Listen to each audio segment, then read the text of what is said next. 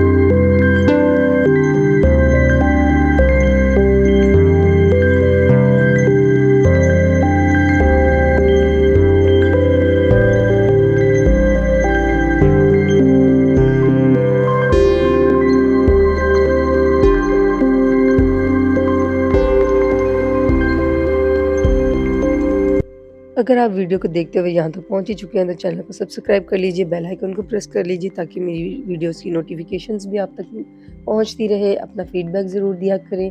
आप किस टॉपिक पर नेक्स्ट वीडियो देखना चाहते हैं मुझे वो भी पूछ सकते हैं आप, और अपना कोई भी क्वेश्चन हो आप मुझसे वो भी पूछ सकते हैं कमेंट। मैं पूरी ट्राई करूँगी कि आपको आपके हर कमेंट का, हर क्वेश्चन का आंसर दे सकूँ।